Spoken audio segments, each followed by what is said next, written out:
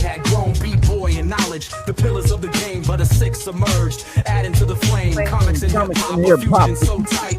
Visual storytelling, lyrics that ignite, from the pages to the beats, a seamless blend. The sixth element, with two worlds transcend. Welcome to the Sixth Element Show, where comics and hip-hop flow. Reno and Stu, guiding the way, bringing you the culture every day. Welcome to the Sixth Element Show, where comics and hip-hop flow. Reno and Stu. What it is, what it look like, what it be, what it do, what it be. I'll tell you what it is and what it do and what it look like is that it's dark in the motherfucker. There we are. What's up, y'all? Welcome to Sixth Element of Hip Hop. This is your host, Reno Noir, and the Stu Dog. We have a wonderful show as always. Just stay tuned and promise that we'll tickle your balls. I mean, we will have a great show with lots of information and stats and facts. All right, we got some unboxings today. We got some comics coming in hot off the comic books from the LCS. And then we got a chair we got to pop up. Say it again. These came back rather quick. Oh, slabs. We got slabs. I do my slabs on Wednesdays because when I go in there, that is actually a day that I can go in there and get it done without like waiting in line. Like normally it's crowded. Yeah. Wednesday's a good day. Sounds like a plan. I mean, it sounds like a better day to do it. Yeah, that's what I usually do. Yeah. Well, as long as we're here for the people, it doesn't matter. The people matter. Save the people. Yeah, 1 second. Hang on. The people. So yeah, man. A lot of cool shit going on. Biggest thing, obviously, is that Disney is finally officially retconning The Last Jedi, the Luke stuff at least, but so much more. Like I want to say our dreams have come true, but it's like not quite there, but it's happening, man. It's undeniable. It's undeniable. It's happening. It's going down. For all the sequel lovers and Rey fanatics, Kennedy Queens, I want to say, in your face. No, I'm just kidding. Nah, it's a beautiful thing though, because we have been long awaiting somebody who had some passion for Star Wars to take the con and take the helm, and finally, now that Kathleen Kennedy has been released to the world, Dave Filoni with his shit kicker hat is right there at George Lucas's feet, and he's looking up and he's saying, "George, feed me." And George is just baby birding him Star Wars, and he's sopping it up, and he loves it. He said that he loves it. He likes when George spits in his mouth. Few Star Wars movies have ever split the fandom quite like 2017's Last Jedi. Rian Johnson's whack, ridiculous, absurd, nonsense version of what he thinks is Star Wars had decent tone. The lore was absolutely bastardized. The visuals were great. The sequel trilogy visuals, I don't care, that they're phenomenal. It's some of the best looking films in Star Wars, hands down, no question. We can't front on that, but that's it. That's where it ends. And the legacy characters slaughtered one at a time, like so much fodder, bantha fodder. Ever since Mark Hamill appeared at the end of The Force Awakens, standing silently before Rey, like a tool with no lines, and anticipation for episode 8 skyrocketed just through the roof. It's and so we expected a wise, Legends Luke. We expected basically a young god, a young master, far beyond that of any Jedi before him. Because I'm telling you, if you've read the books, if you follow Star Wars after the movies, Luke becomes like fucking the Jedi, like he's the man. And honestly, they they did. And I'll keep it a buck. The way the movies end, the way the sequel trilogies portray Luke in the end, George actually had plans to do that. But when he was going to make Luke renounce the Jedi and blah, blah, blah, and all that, it was going to be, after some story, after some movie, after a couple of movies, maybe after we saw Luke as at his peak and all that with the Jedi Order and the whole thing. It was going to be plenty of all that. I mean, you think George was just going to like start the sequel trilogies with Luke dead? Like, come on, like this is so fans basically got slapped in the mouth, and they revealed that Luke Skywalker is a broken recluse, living off walrus titty juice, just renouncing all that we know he stands for. And nobody bought it. Everyone thought it was a really desperate move by Rian Johnson to try and be different or provocative or whatever. I don't know what he was going for there. Just absurd. But had that betrayal been the final word on Luke, Disney's stewardship of the character may have felt prematurely fucked. And fortunately, the expanding Disney Plus Star Wars slate now is reshaping this narrative. When I say retconning, no, they're not putting out a new movie where this never happened, but slowly through interconnected series like Mandalorian, Book of Boba Fett, Lucasfilm is, through the tutelage of Dave Filoni, quietly in the secrets behind, the curtain, under Kathleen Kennedy's skirt, they're filling in the gaps, reframing Luke's legacy and softening the sting of this controversial sequel era fate that was so, made so many cry out at once in the universe. Yo, shout out to Casual Collector. What up? Pre-liked it. What up, Reno? Stu, Paul Morales said hello, everybody. Salute, brother. Slade in the building. Disney wanted to make a Millennium Gen Z Star Wars, not a good story led one. Something Paramount just did with Star Trek. That's true. Paramount just made the same mistake with Star Trek. Starfleet Academy is a hot mess. It's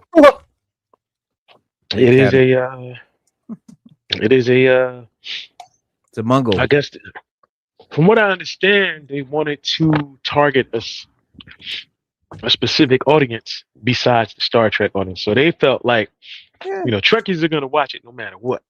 Right. But we want to get some younger people on board, some millennials, some Gen Zers. Exactly what Disney is doing with Star Wars and Marvel. And it's failing miserably.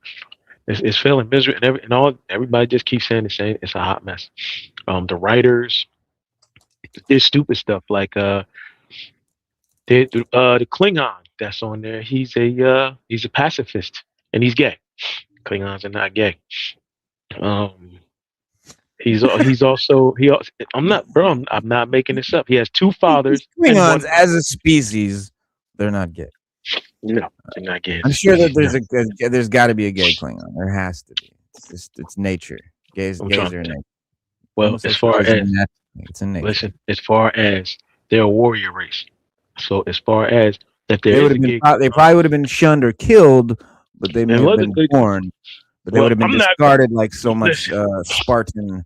I'm gonna go with the lore. I'm gonna go with the lore. The lore says that they're just no pacifist gay Klingons. Then you got the hologram. The lore, he said, not the lore. Then I'm gonna go with the they have a hologram. So we already know Voyager had a hologram on their ship, and it was the Doctor. So somebody wrote this hologram in, and it's a female, and she doesn't, I don't know. She's always acting confused, and she doesn't know what to do. She's always like, she is She acts like somebody off of an anime, like a female anime character, and that's not hitting too well with it. That's not hitting at all with anybody. I like how they have the captain. The captain is a hippie. Captain is just a hippie. The captain is a straight hippie, not a traditional captain. Not even she's like a hippie, but she's also like a southern, lemonade sipping. She's a southern outer space hippie. Nobody likes her. Curling up in the fucking captain's chair with a book. With a book, right? Nobody likes that. No captain's ever done that. Who does that? If you're in a military setting that you have to have military bearing, and you would think the Starfleet would say, well, that's the thing. No matter how old you are, it's military. People forget. So that. it's right, and it's the future's version of the military. Space Force. It's the Space Force, right? And they don't. And the problem is, you got a gate Klingon. Oh, here's the biggest one. You have a Jem'Hadar female. Jem'Hadar are born in birthing chambers. There are no Jem'Hadar female. They're born in birthing chambers. I repeat, there are no Jem'Hadar female. They're born in birthing chambers. They're genetically engineered to be what they are. So there are only male Jem'Hadars, no females. So that's by design. That's not they literally purposely have designed their race to be all male. It's just part of that culture, and it's just ridiculous. That's part of the founders. They're the founders' military. So the founders now there are female Vorta and they're male Vorta. The Vorta answer to the founders. The Jem'Hadar controlled by the Vorta. So in Deep Space Nine, there was an episode where they found a Jem'Hadar birthing chamber, and they got the baby out, and it grew up to be a Jem'Hadar. They look human when they're born, but once they start growing, they get the scaly skin and the spikes and all of that. They're able to fight in 3 days. So in 3 days, they're fully matured. But that's through a cloning process that they use to make them. They're cloned. They're literally manufactured. It's a manufactured race of male warriors. Right. They didn't make a female. So what they're doing is they're saying, well, this guy had sex with this female, whatever, Romulan, and now they made no, I'm about to get to all of that. Just gotta let it cook. We're gonna get back to the retconning of The Last Jedi. Just let's do his Trek thing. Hold on, guys. So here it is. The Vorta are clones. So if they die, they just activate another clone. The Jem'Hadar are genetically engineered. So they're test tube babies. Goes hand to hand. So in the season 1 beginning, the first episode, everybody bitched about it. Oh, what is this? There's no female Jem'Hadar. So the writers went back and wrote that it was a Jem'Hadar hybrid that had sex with a Klingon. So it had to be a Klingon female and a Jem'Hadar male. But here's where they messed up on the writing. It looks like a Jem'Hadar female. It doesn't look like a hybrid of a Klingon and a Jem'Hadar. It looks like a Jem'Hadar female. And there shouldn't be no Jem'Hadar females. Period. Point blank. But the writers just keep trying to fix things, and they just keep making mistakes. And the mistakes keep coming, and nobody likes it. And everybody keeps talking about how horrible it is. The Last Jedi was the same thing. Everybody talks about how horrible it is. I just watched a video on that today. I bet you any amount of money that if there was an all-female race of alien, they would not have made one of them a male for the show. No, not at all. Just saying. No, not. And that's what everybody. Let's keep it real. Like, if y'all want to keep it real, keep it a buck. You got to do it both ways. If you want to be equality, you got to go both ways. If you want diversity, you got to go both ways. See, in Star Trek, you got diversity and you got equality. All they had to do was just not make a Jem'Hadar female. You could have used a Romulan female. You could have used a Vulcan female, a human female. You could have even used a Klingon female if you had to have a female. Understand, they found out there was a all-male race. That's why they wanted to make a female of that race. Because but God that's my point. That exist. But that's my point. There are female founders. There are female Vorta. There just aren't any female Jem'Hadar because they're genetically engineered to all be male. That's just it. Yeah, it's been happening for hundreds and thousands of years. To make a female one, it's not as if it was needed or something. Jem'Hadar don't have long lifespans. They say it in Deep Space Nine all the time. They're warriors, and they say when Dax asked the Jem'Hadar one day how old he was, he said he was 9. He leaned in and asked, he said, "How old are you?" She said, "I stopped counting at around 300. And he said, "You don't look it." And she said, "Thank you." He also told her that if a Jem'Hadar reaches 20, they are called honored elders. And they had an episode where there was an honored elder on there. Why would you go against everything that's already written and try to write some new stuff that nobody cares about? BDGB's peace. How you living? How you living? Marshall Ward Path. What up? Greetings. Salute. So Star Wars is, I don't know, like they didn't, like even I watched the interview with George Lucas was like, the reason why we killed Palpatine the way we did so that he can't come back. Right. There's so much. It's so yeah. Back to the Last Jedi. So they why it was so controversial, why it needed to be retconned so much. But it was Rian Johnson trying to be bold and experimental. First of all, you don't take something established like Star Wars, for Christ's sakes, something so ingrained and established in like American culture, and like let's fuck with it. Like you don't just do that. Like you want to be bold and experimental, Rian Johnson. Make Knives Out. That's what Knives Out is for. He's got the Knives Out thing. So do that. Like, but not with Star Wars, bro. And so the lines of morality were blurred across the board, and the narrative formula felt more detached from the blueprint of the original, lore than it ever had been, or ever should have been, or ever would have been. And They thought that this was going to be some new, fresh take that would attract this new audience or something, but it was a huge divide because the new fans, the fans that really just became fans during the sequels trilogies, or maybe they saw the prequels as like 3-year-olds or something, but the new fans had their opinion, and they because they just saw it from the fact of, and here's what they don't get, Stu. Because the movies look great. Like, here's the fucking fucked up part. The sequel trilogies look amazing. So anybody watching it that doesn't know about the lore and everything is gonna be like, "Oh, this is just incredible." And then when they hear us just completely just like shitting all over it, they're like, "Oh, they're being baby. What are you talking about? This is great. What are you talking about? It's great. It's great. What are you talking about?" So they don't get why we have a problem with it. It's not because like it's just hard. It's hard. So there's this huge divide. But yes, Luke's return had been teased in the final moments of the first movie, The Force Awakens. And that movie was very, like that movie, I was still on board. I'll keep it a buck. After Force Awakens, I was still on board. I was still willing to see what was going to come, because so far, the way it ended, it could have gone. Finn I thought was going to end up being the Force sensitive one, and the new Jedi. And I thought that's where it was going. And like, so I was like ready. Never, obviously, so then we get The Last Jedi, Luke sucking on walrus titties. He's renouncing the Jedi. You got Rey, just all of the sudden a powerful Jedi with no training. It just, everything was just so bad.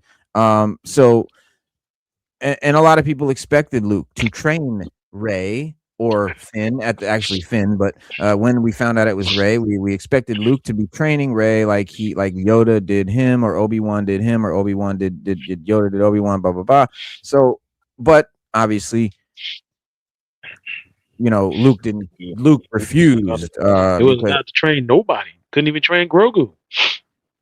Yeah, well, so Luke refused to train her. This is why The Last Jedi was ridiculous. This is why everyone was looking at The Last Jedi like this.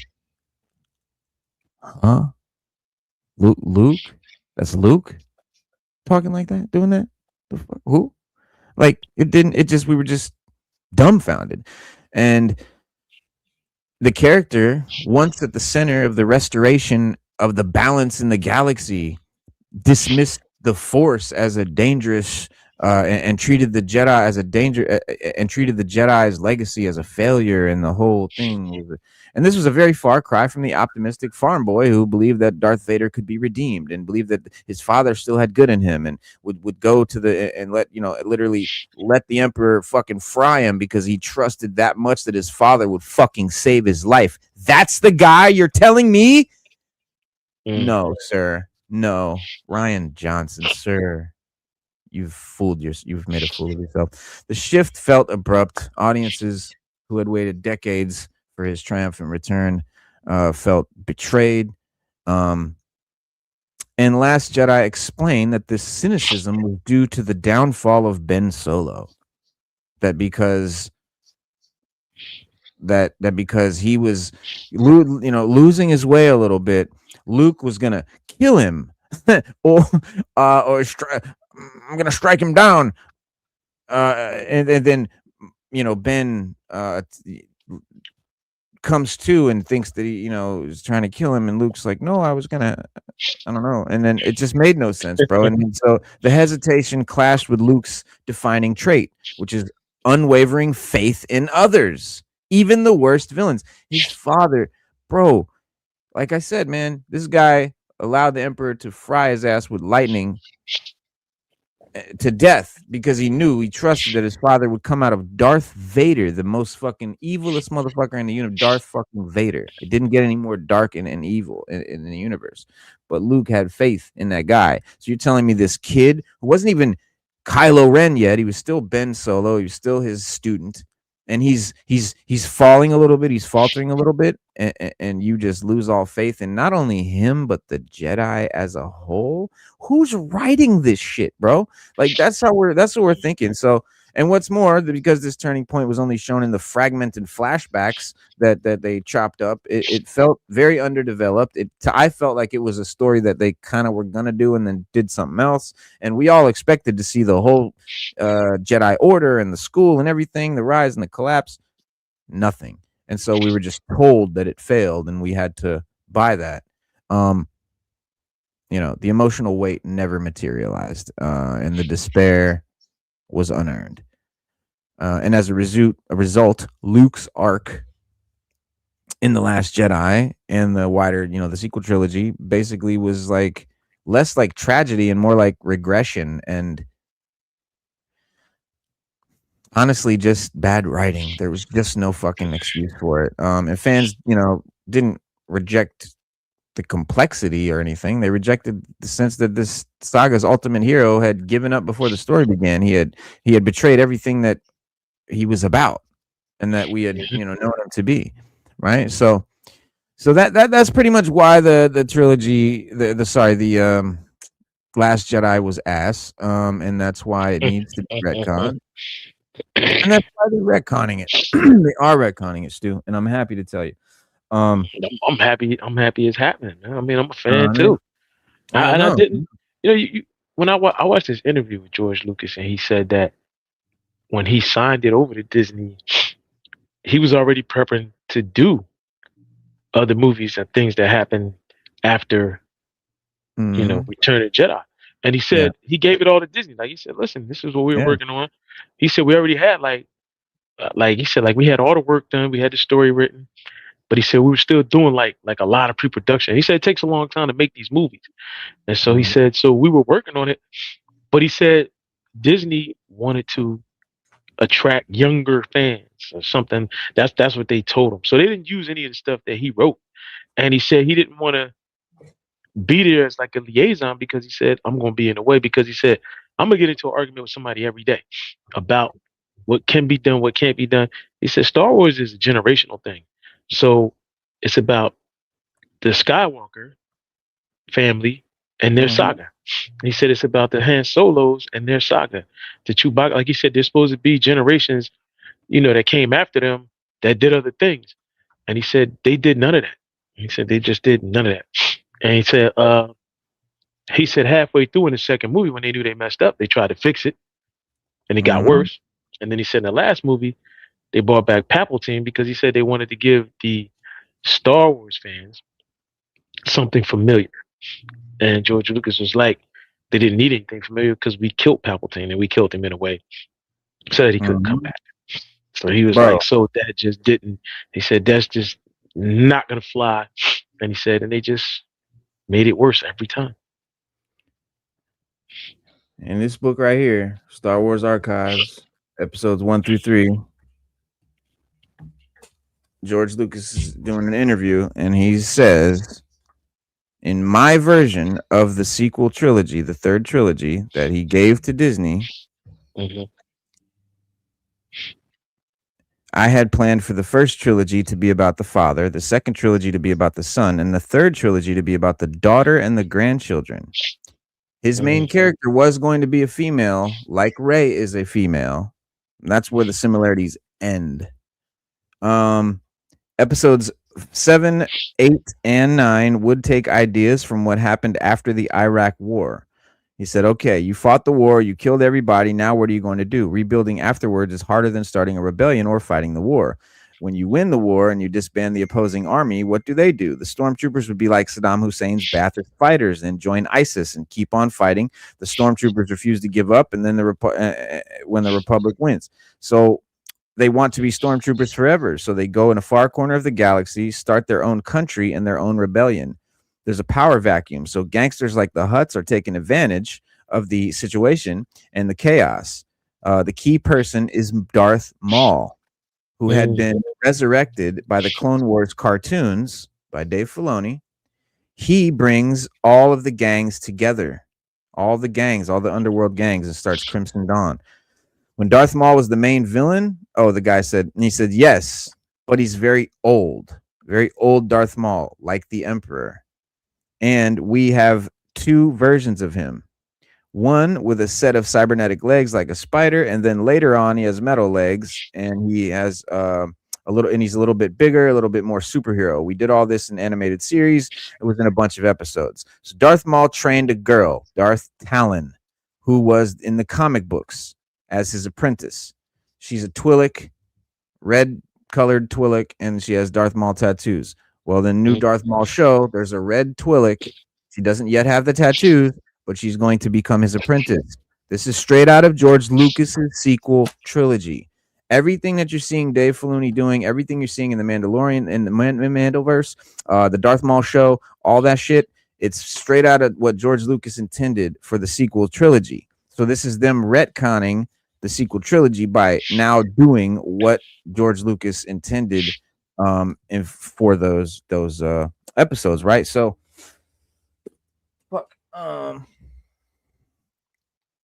so The Last Jedi, right, shows the aftermath of Luke's failure, but so that's how that movie ends. Now they're retconning because, hang on,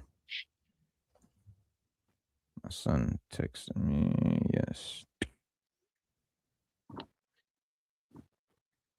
All right. Firstly, okay, so Mandoverse, right? TV shows, Disney Plus, Dave Filoni, course correcting the controversy by giving fans Luke in his prime.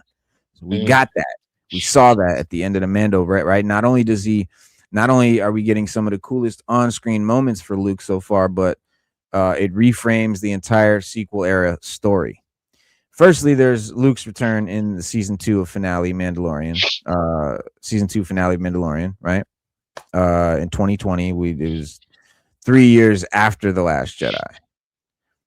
The moment that Din Djarin, the Mando, watches the lone X-Wing arrive, we saw that shit, and we started like getting excited. We saw that one X-Wing come in. I'm like, that's fucking Luke, dog. Is that fucking Luke? And we were like, yo. And then the motherfuckers start coming through, just crushing fools. And I was like, bro, that's fucking Luke, dog. There's no way that's not Luke, dog.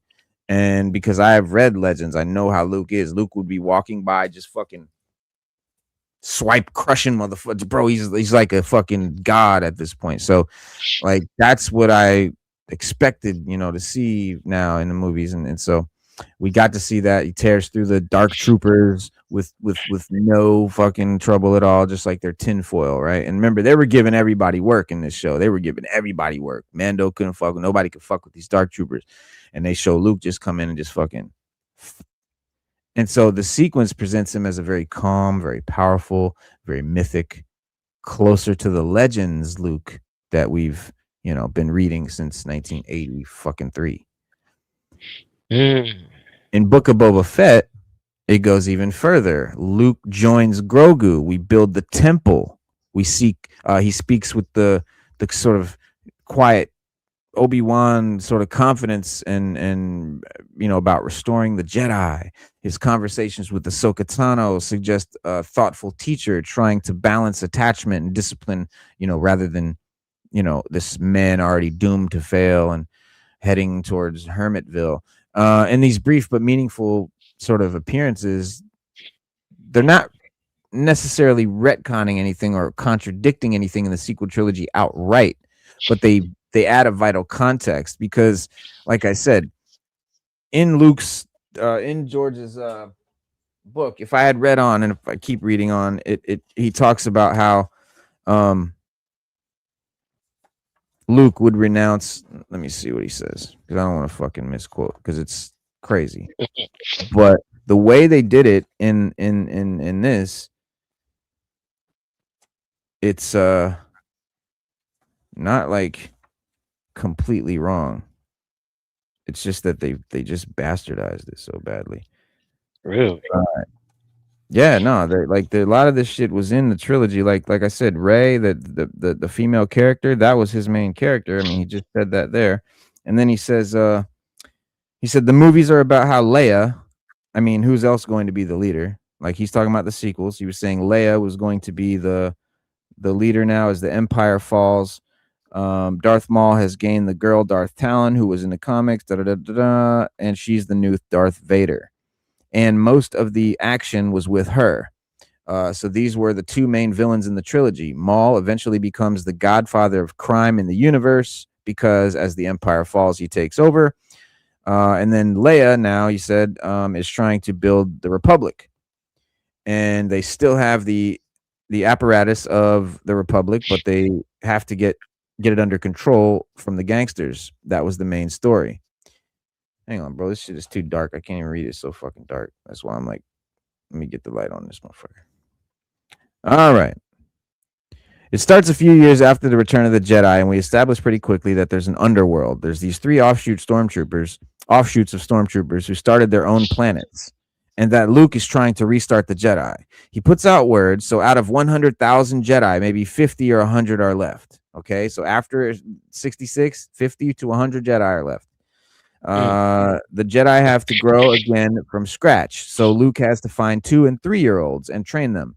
2 and 3-year-olds, because any older is too old.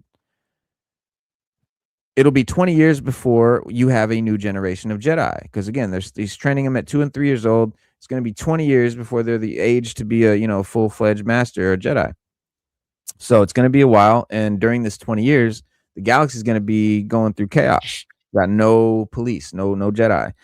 So by the end of the trilogy, Luke would have rebuilt much of the Jedi and would have a renewal of the Republic with Leia, Senator Organa becoming the Supreme Chancellor in charge of everything. So she ended up being the chosen one after all. And then George says, the midichlorians started the birth process in Anakin's mother. The Wills communicated the command to the midichlorians, which activated the DNA. He's got all this shit going on. With the Wills and the midichlorians, that germinated the egg. That's why Anakin doesn't have a father. He was, in a bizarre metaphysical way, touched by God. But in this case, they happen to be one-celled animals, not a god. He said, Django was father to thousands, but he wanted a son that was not altered to be obedient, so that he would get him to have his own personality and ability to be self-sufficient. Palpatine, what he's saying is change the course of his battle. He's human. Jedi are not superheroes. They're regular people like the rest of us. Everyone has the power of the Force, but you have to be trained. No one can inherently use the Force. You have to be trained. Everyone has the Force, but without training, you won't know it. So for all those Rey fans that say she didn't need training, well, George Lucas says she does. Let's see. I know I don't want to take too much time trying to read this, but eventually, basically,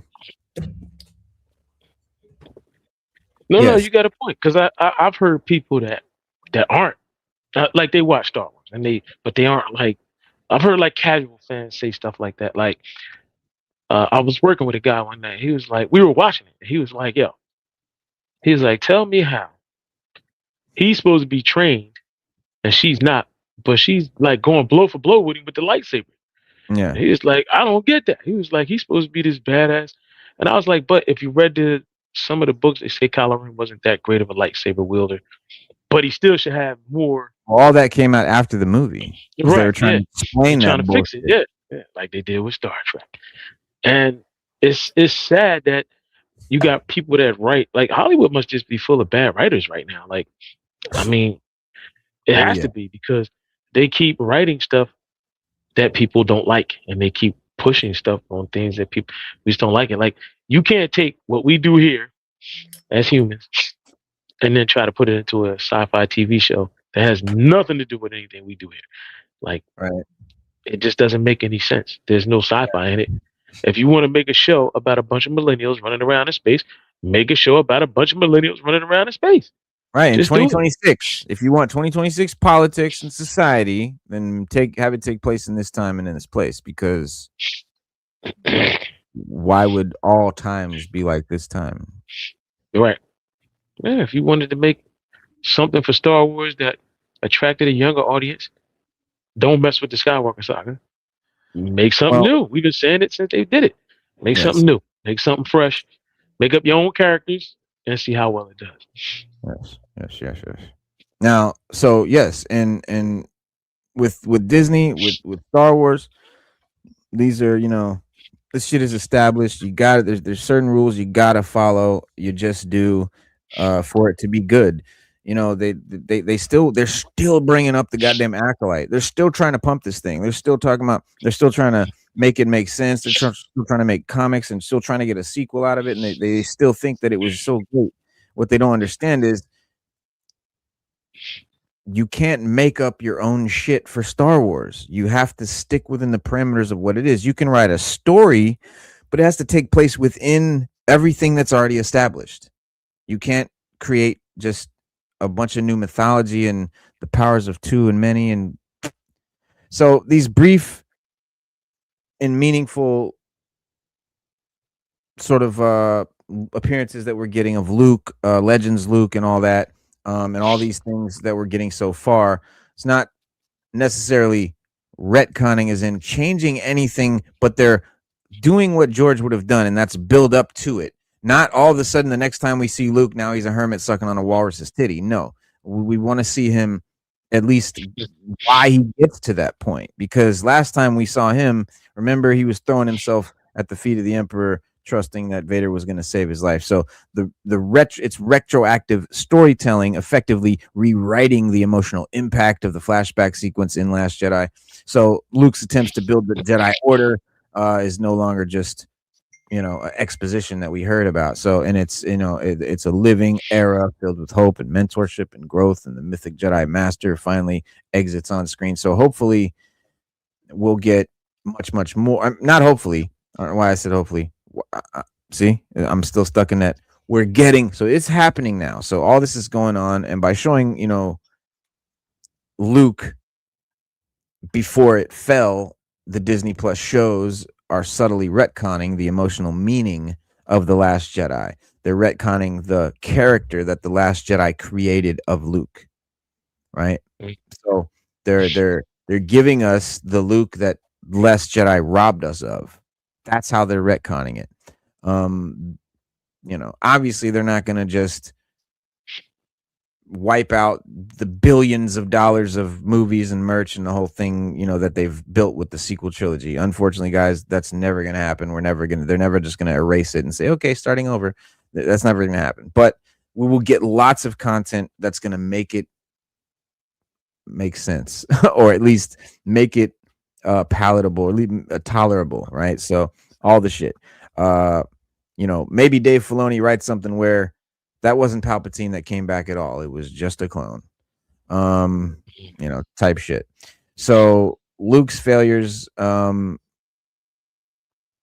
all that, you know, it'll make more sense with all of this. It'll hit harder. It'll be more dramatic. Whether you agree with that ending or not, at least they're giving us the context that George would have given us. And also,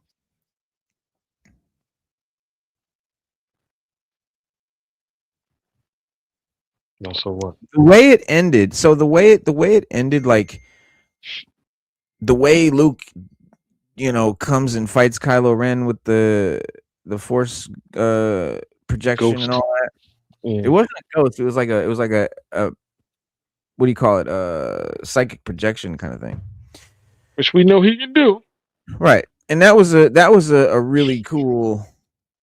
That whole thing was cool, like in the way it ended and the way he would have, like that I can see Luke doing and sacrificing himself and letting Kylo kill him, just like we saw Obi-Wan sacrifice himself and let Vader kill him, let Anakin kill him. So it's exactly that. I had no problem with the way Luke died.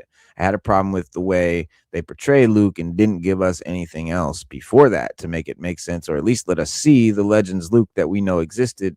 Y'all are just trying to act like no fucking male characters were ever cool, and that's bullshit. And so, and also too, if they would have met force projection, that's what they call it. If they would have met, if he would have met Kylo Ren face to face, Kylo Ren is no match for him as a force wielder, or no, he wouldn't really have to fight him. No. Right? Yeah, like he wouldn't have to like Dooku told Yoda, we can't. Our knowledge of the force is great, so we got to duel it out with the lightsabers. He's no match for Luke with a lightsaber, and he's no match for Luke with the Force. I mean, Luke, from what I understand, it's a lot he could do as far as like his Jedi powers. Like he can manipulate time, he could jump, he could run and move real fast. Like you gotta be a serious joker, bro. He can do shit beyond like that. They have him doing all kinds of like mind control and fucking like he could even make a force doppelganger. Yeah, like you name it, dog. Pretty much anything you can imagine, he can fucking do it. Yeah, I mean, like it just blew me away some of the stuff I read that he could do. But like what's one of the things I read? They say he could resist Salamar or something like that. Salamari or whatever. I don't know what a Salamari is. But I had read that he could use Force Lightning. I never seen a Jedi use Force Lightning except for Count Dooku. And by then he wasn't. No, he can do all that. Look, here's he can do all that lightning and all that. Yeah, I was like, dang. All that. And we never got that. That would have been cool. The comics, yo. Yeah, that's true. Just give us, if you want to do something different, something new. Make up Ronnie, what up? Good day, Mike. EGC, put it out there. EGC, what up? Yeah, man. So, here's this. Check it out. This is Legends Luke's feats. In Legends continuity, Luke Skywalker's feats are often considered overpowered due to his extensive training and experiences. Here are some of the most notable feats. Let's see what they say. Rescue Han Solo. Luke remotely piloted the Millennium Falcon to rescue Han from the Night Sister leader, Gethesrion, on planet Dathomir. Meaning he was sitting here and he fucking flew the ship with his fucking mind over there to save him, galaxy away. Like, whoa. Control of a time-space singularity. So during the Yuuzhan Vong invasion, which was an alien race, much like the Klingons, just pure warrior, just like, but way scarier, way more vicious. Luke used the Force to take control of a singularity and manipulate it to swallow up the enemy, meaning a black hole. He took control of a black hole and swallowed up the Yuuzhan Vong invasion army. Yes, or an event horizon for those of you who are a little bit nerdier than that. There you go. And force projection. Luke demonstrated the ability to project force projections, which allowed him to communicate and control objects across vast distances. Force barrier. Luke's force barrier was capable of matching and repelling Darth Vader's attacks, showcasing his defensive capabilities. Telekinesis. Luke's telekinetic abilities allowed him to lift heavy objects, manipulate the physical world with his force. These feats highlight Luke's mastery of the Force and his ability to perform extraordinary feats that surpass movie era counterparts. That's like a couple. There's way more. Let me see if they got any more. Let's see. Luke interacted with the physical world as a Force ghost.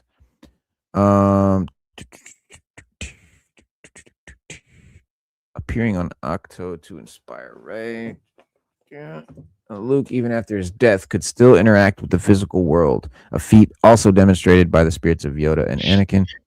Remotely flew the Falcon, absorbing turbo laser fire from an AT-AT. So the big walkers shot him with a fucking laser, and he fucking absorbed that shit. Which we know, because Kylo Ren stopped when somebody shot him. He just stopped it in midair and walked around. He shot a pistol, like a pistol. This would be like a tank fucking blast, artillery fire. So. He just absorbed it. Yeah. Where is it? It's not there? Yeah, that one, the black one. He became. Wait, let me make sure. Yeah, it should be on there. Salamiri Luke became the Salamari Force blindness. So he's immune to Salamari Force blindness. There were these lizards. So yeah, in the Thrawn trilogy, the lizards known as the Salamari have the distinct ability to render Force sensitives blind to the Force with certain proximity. So basically, if the lizards are near you, you can't see the Force or use it. So clever non-Force sensitive, such as the brilliant yet sinister Grand Admiral Thrawn, use the Salamari to protect themselves from Force sensitive abilities. So he'll have like a Salamari on his shoulder. You'll see Thrawn walk up with this lizard on his shoulder. And while the Salamari are a devastating check on most Force users, James Lucerno's 2000 novel, The Jedi Order Agents of Chaos 1 Hero's Trial, reveals that Luke Skywalker managed to resist their Force dampening abilities.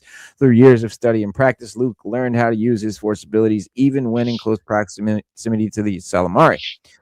Manipulating a black hole, we just read about that one, or I just told you about it rather.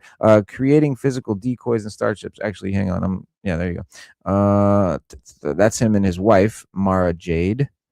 Luke Skywalker notably creates Force-based illusions based both in the Legends era Dark Empire comics and in Last Jedi. We saw him do it with Kylo. Reaching out to every Jedi in the galaxy simultaneously. Look at Kyle Katarn. So Luke famously reaches out to Leia through the Force in The Empire Strikes Back, helping her find him on Bespin.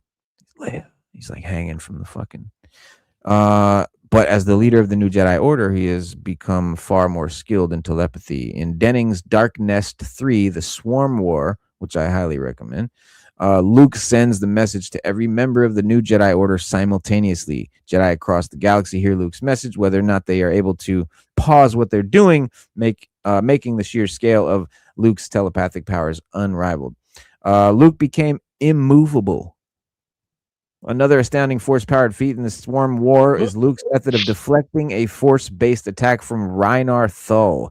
During the Battle of Tenupi, Thull attempts to blast Luke with the Force, but Skywalker uses the Force to root himself, becoming completely immovable.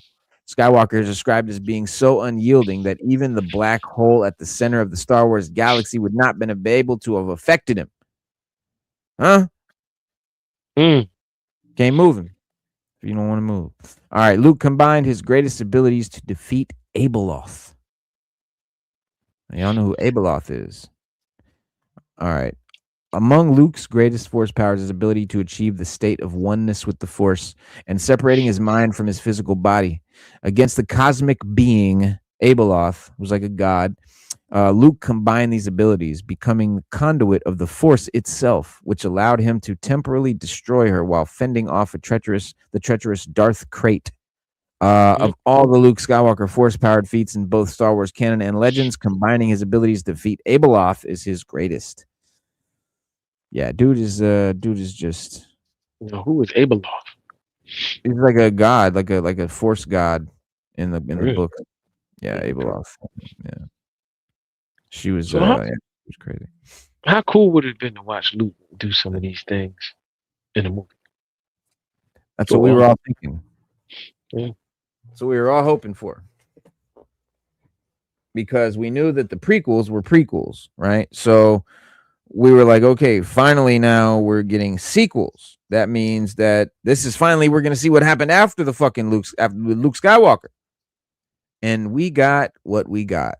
Understand our frustration, understand our pain and horror. When we got what Disney gave us after expecting what I just read you. Okay? That's what we're talking about here, guys. That's what's going on. We expected what I just read you, and we got walrus titty sucking. Blue milk. So, ding dong, the witch is dead. Filoni rolls in.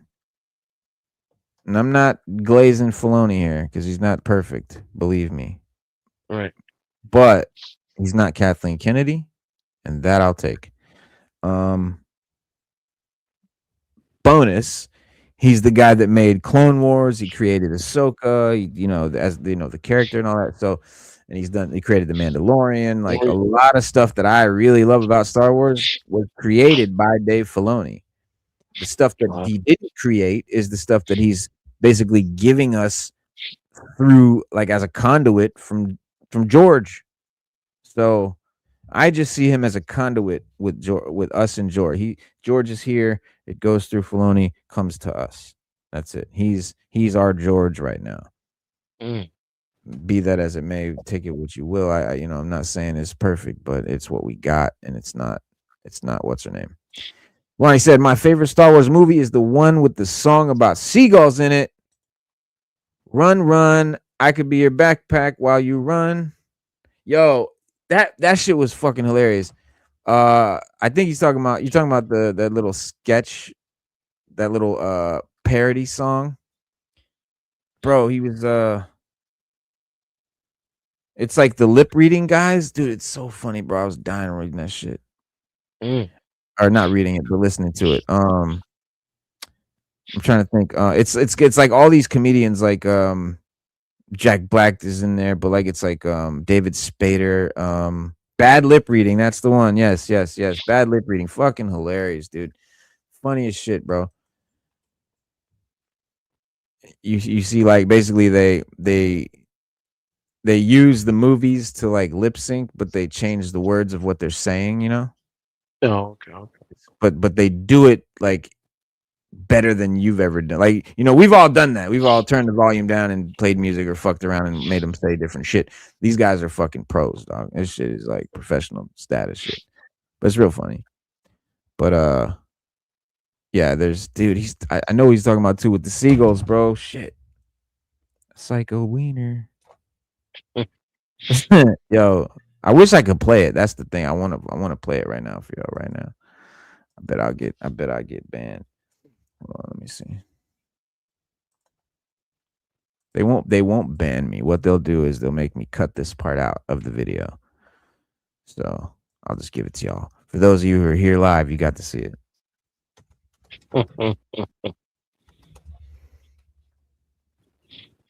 It's too funny.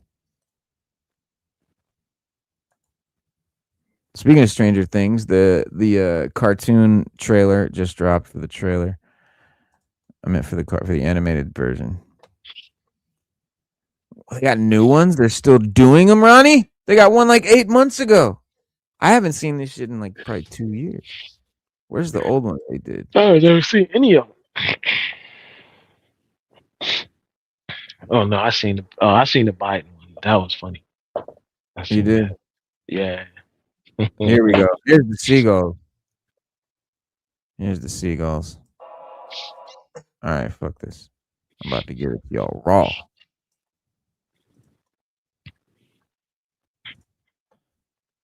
We live raw. All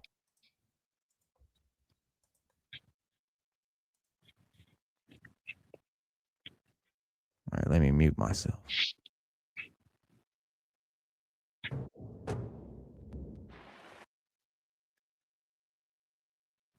Oh, let me know if you can hear it real good and shit, if it's real clear, okay?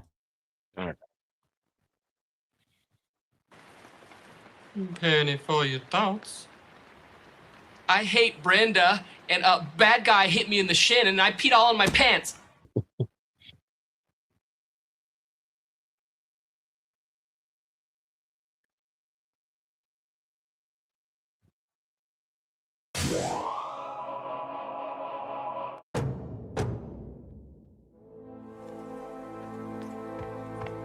Hey, where's the fire?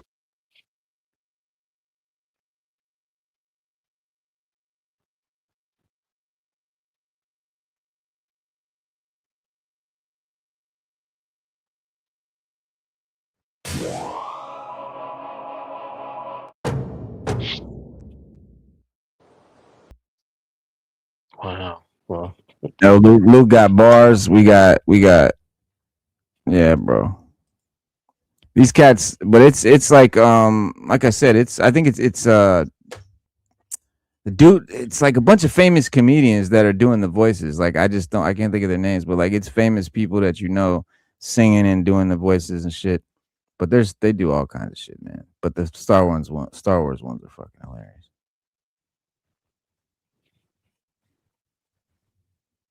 Wow, I thought, I can't believe they did this. That they still do that. I thought they just did like a couple back in the day. Yeah, Empire Strikes Back one, Star Wars.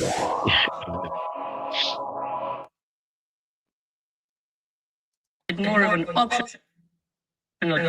If you look at a dead spider, what'll happen? Oh, amazing things happen. You should go find one right now. Can you spit my tea? Well, since I have no salivary glands, probably not. I don't got a big attention span. Hey, Luke, check out my new friend. A big great thing chased me up the mountain and froze. Remember what I said about that? That was your shadow. Oh, yeah, that thing. That's it. I know. No, seriously, I'm going to oil myself.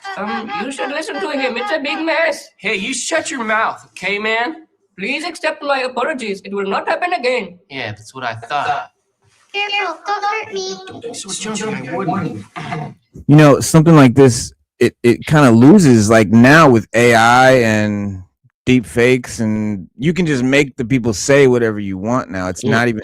What's cool about this is they're using these are like the actual scenes from the movie. That's their actual lip movements. They're literally replacing their real lip movements with words and songs and shit. So it's not the same as like you would, but I think it just loses its coolness because now you can just do it with AI, and it's not even like people watching this are like, so like, no, that's his real, that's really what he's saying.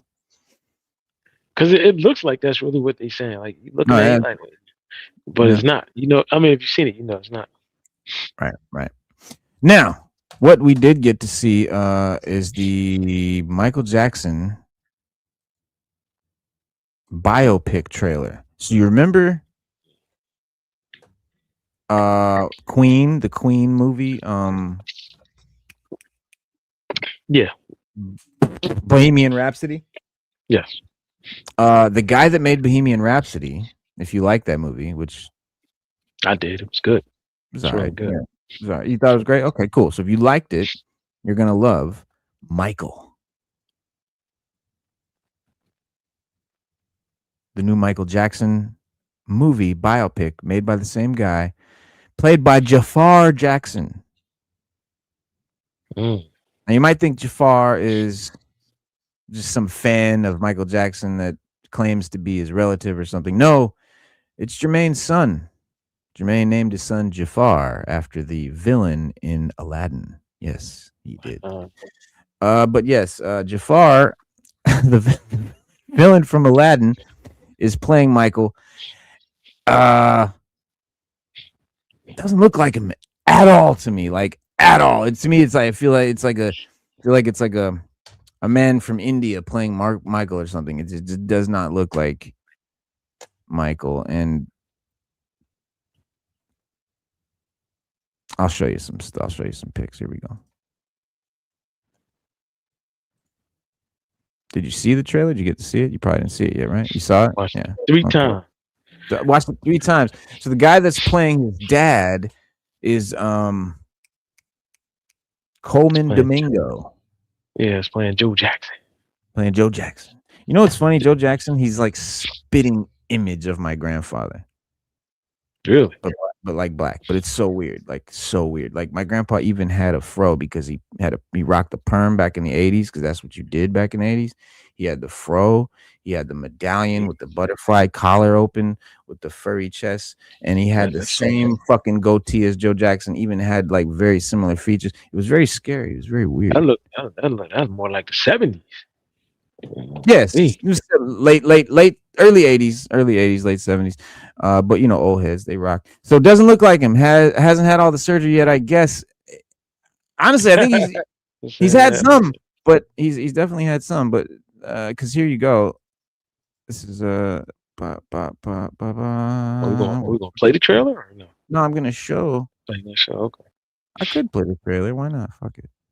We're throwing caution to the wind today. But why am I not getting the ability to share the screen, sir? Let me try again. I want to share it with the people. Why don't you want me to share it with the people? Son of a bitch. Huh. I wonder maybe if I... All right, give me a sec. I'm going to close down the browser. Oh, God, I hope that was not a mistake. Might have been a mistake. Feels like a mistake. Okay, it's back. Okay.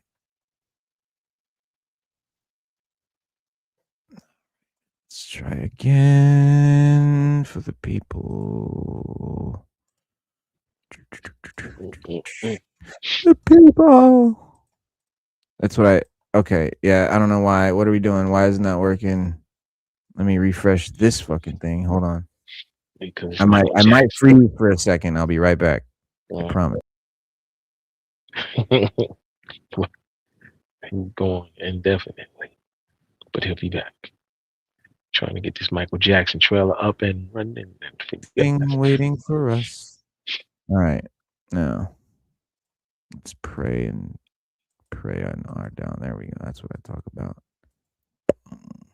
All right, that's what we need to see. There we go.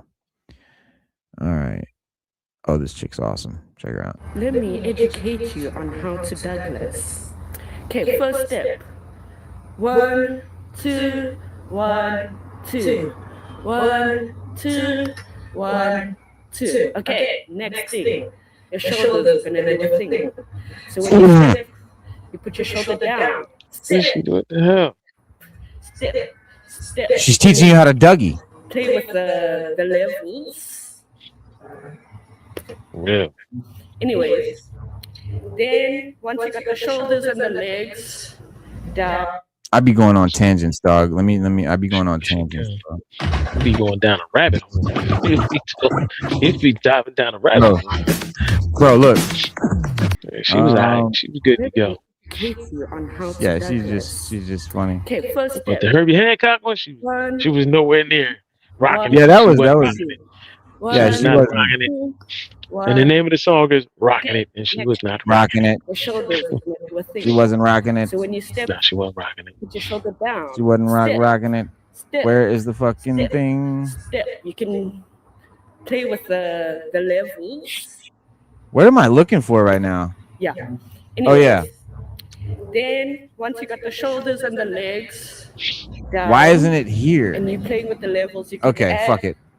The arms, like you can actually do whatever you want, but that's how it is. This is how we do it. Hold on, let me turn off my mic. It sounds shitty. Y'all don't want to hear that. That's Quincy Jones right there?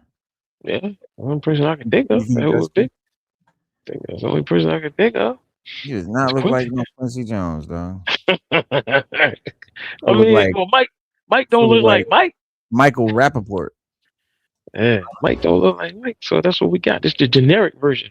Of Quincy Jones is Quincy Jones a ginger? No, he's a little darker than that. This dude is a ginger. This guy has red hair. He's a brown skinned fella. Yeah, I know. This is a red bone man.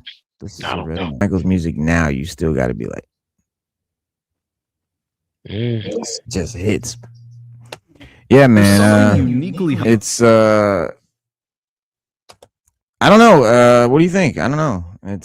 I mean, of course I'm gonna watch it, but I'm gonna go. Yeah, I'm gonna watch it. I'm gonna go see it.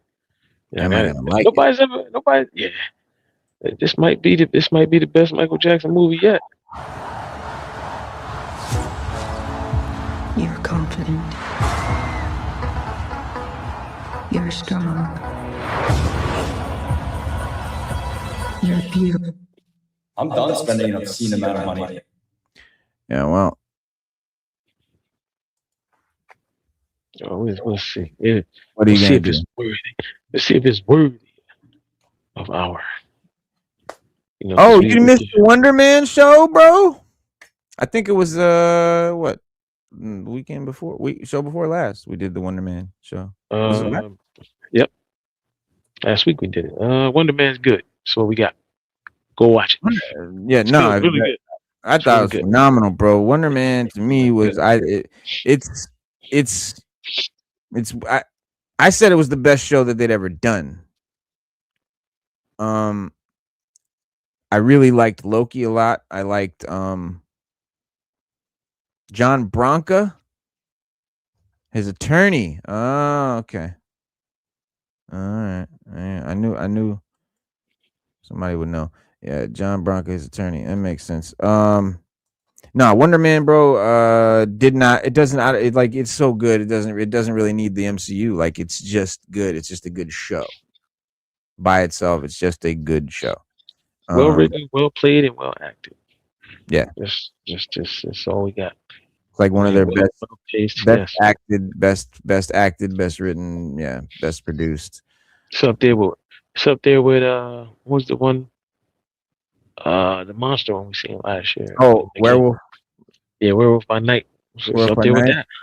Yeah, it's up there with that. Loki. Loki, yeah. Makes you say I might want to renew my Disney Plus subscription. I don't know about that. So I'm good. If they keep coming with stuff like that. Nah, I'm just kidding. But it was good. It was good. You got to see it. You haven't seen it? Go watch it.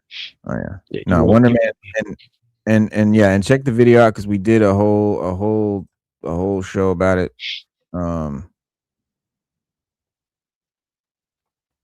It was show before last. Last show we did was the damage control show, which nobody caught on to. It got no views. No one caught on, or should I say, YouTube didn't know where to put it, so they didn't show it to anybody. But the Wonder Man show got a lot of views, a couple hundred. It was decent. For us for live, it's decent. But just because our show is black shadow banned. That's the thing. This channel is shadow banned. They YouTube claims they don't have such a thing, which we all know is bullshit. They don't have quote unquote something that they call shadow banning. They're not, you know what I mean? But algorithm will shadow ban you. The algorithm will shadow ban you for shit that you've done years ago. So yeah, we're just fucking off now until we get the new channel popping. But trust me, Marshall gonna hype the video. Appreciate you, bro. Appreciate you. 100% real. 100% real. 100% real. They push who they want, and they push. It's based. Yeah. Well, they push. First of all, they push you to people that watch your video. They don't push you to your subscribers anymore. So now subscriber numbers are purely cosmetic. Like, it doesn't even matter who fucking subs or not. It's they just show your videos who watch it. But if you fucked around and put shorts on your channel, like they told us all to do, got to put shorts, got to do shorts, but you have a long form video channel, what happens is a whole bunch of people that are watching shorts, they see your shorts and they sub to your shorts and they keep watching shorts because these are people that watch shorts, not people that watch 2-hour videos. So now you have a bunch of subscribers who only watch shorts. So now you have a bunch of subscribers who aren't watching your shit. So now YouTube says, oh, well, their videos must not be engaging. They must not, people must not like it. They're not watching it. It's because they're fucking short subscribers. Thanks, YouTube, for having us do that. That's one thing. Another thing, if you ever like did any ads or promotions or tried to like, I'm not gonna say anything. So, but anyway, yes, you don't want to do that because again, subscribers who are not watching your videos are hurting your channel, like hurting it bad, like shadow banning it essentially. So yeah, we got to get rid of all these crazy subs and redo it from the beginning because like it got to a certain point and then it stopped because like it fucked up the ratio. Bro, I've been studying this shit like ad nauseum. I got science behind this shit. But yes, unfortunately, the only real solution is to start from scratch, which is the big nightmare nobody ever wants to do. Of course, nobody wants to start over. Oh my God, it sucked and blah, blah, blah. I don't think it's going to be as bad this time because we already have an audience. People will come to our new channel and we won't be making any of the mistakes that we made in the beginning that slowed our growth. So I think it'll be much better. And obviously it'll end up better. And obviously it'll continue to be better. Because guys, we've been doing this, what? It's like 5 years at this point, 4 or 5 years at this point. Yeah, about 5. We should be closer to 10,000 subs. No question. But it is what it is. 4 people from this channel to the new one. Exactly. Yeah. I mean, that's the whole thing. You gotta bring your audience with you. It's not, I'm not even scared about it, dude. I'm actually kind of excited about it. Like, I'm not even that apprehensive about, I'm not dreading starting a new channel. Like I would have, if I didn't learn all the shit that I've recently just learned, I would be we wouldn't even be doing it. I wouldn't even be talking about it. I'd be like, fuck it. I'm stuck. Like, I'm not doing that. But now I know that is something not only feasible, not only doable, but actually, you want to do it. It's definitely helpful. It's gonna help us a lot. Yeah, I've been doing YouTube for 20 years. Yeah, the guy that plays Matt, what's his name? JD Barrett. I was making YouTube videos back in 08 and 07, back when no one thought it was ever gonna make any money or anything. And I had a channel that had a decent, like a nice 1,000, a few thousand subs. It was a nice little following, but it was strictly for fun. I made video edits and music videos and fucked around, and no intentions of like making career or anything out of it at that point. And because it wasn't anything but a fun hobby, I ended up just losing interest in doing other shit for years and years. Came back to this in what, 21? I think it was. We started. It was like 21. Something like that. Yeah. 20, 21, something like that. But anyway, yeah. Yeah, there's a guy I used to watch play Madden all the time. Something JT Barrett, something like that. I forget. But he just shut his channel down. Oh yeah. A lot of people are doing it, dude. A lot of people are doing it. He said that's how I know banning is real. No, it is real. It's not because, and the way they get away with saying it isn't real is because no, they don't have a thing called shadow banning that they do. What it is their algorithm shadow bans you because it basically blocks people from seeing your stuff, which is all shadow banning is. Basically, we're not saying you're blocked or anything, but no one sees your shit. It's kind of the same thing, isn't it? But the thing is that they're not, there's not a guy at a desk at YouTube shadow banning people. That's how they get away. It's simply an algorithm that because guys, they get 500 hours of video every minute. There's more content than you could watch in multiple lifetimes. That's a fact. And so there's no way a human can look at every video, monitor videos or anything. No human can do it. They have an algorithm.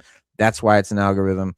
That's why you have to just depend on the AI or whatever it is, and it basically reads, numbers, and it looks at, if you do this, you do that. If this is there and that should be there, then we should be seeing that. And we're not seeing that, then we're not going to do that. And we're not going to move this here. And we don't put that there. And where do we put this? We need to figure out where that goes and who watches that and who's going to like that and where we're going to get the most ad revenue.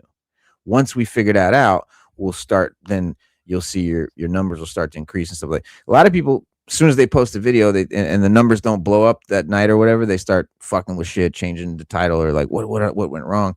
A lot of times it takes a couple days for the algorithm to determine where to start showing this. That's if you didn't, if you're not a professional like tag maker and like YouTube fucking designer and make fucking professional hits, you're just one of us that's just struggling here trying to figure this fucking thing out. You're not going to have everything to a T. And so it takes the system a minute to put it in the right place and get it to the people that get it. And then all of a sudden I'll see like a week later, and then a video will just start pumping views because all of a sudden now the algorithm has figured out who to show it to, and it started showing it to people. Or I'll have it where we'll like by the end of this show there'd be 50 views, and by an hour later it's 100 views, and by morning there's 500 views. Like that can happen instantly, or it can take a week to start happening. So that's how it's literally this algorithm basically fucking unboxing, please. Damn that algorithm. Slade wants to see some toys. He wants to see some goods. Yeah, Hasbro put out a lot today, man. I'm with it, bro. Put out a bunch of Transformers today. It's a real good day. Yeah. What'd you get? Yeah. You got some shit from the old comic shop there. We'll check that out too. This is Nimrod. I'll show him real quick. This is the Master Sentinel, the Sentinel of Sentinels. You've probably seen reviews for it before if you're that type of, toy watcher. But if not, if you're just one of the homies, then check this shit out. Advanced Sentinel from the dark alternate future. Nimrod seeks to complete his primary mission to defend humanity through the extermination of mutant kind. And he's the ultimate Sentinel. He can adapt to any mutant power, right? He can replicate it and counter it, right? Here he is. Put himself back together. Yeah. Yeah, exactly. So he's very articulated for what you would think. Like the way he looks, you think he's kind of like a statue. He's got double jointed knees. He's got full hip, swivel, like ball joint leg joints. His feet even move. He's even got the midsection back and forth. He's a full-fledged figure. He's got the double jointed elbows. Oh wait, sorry, no, my bad. Single jointed elbows, which you will see more often than not in large figures. They always have the single jointed elbows, so I'm not really mad about that. This is how big he is next to Juggernaut. It's a little smaller, but pretty big. Pretty big. Pretty big. A little small, but he's pretty big for a figure. Next to a normal 6-inch figure.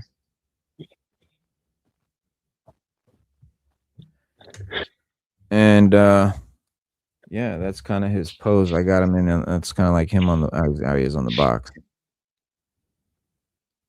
And that's how I try to do him.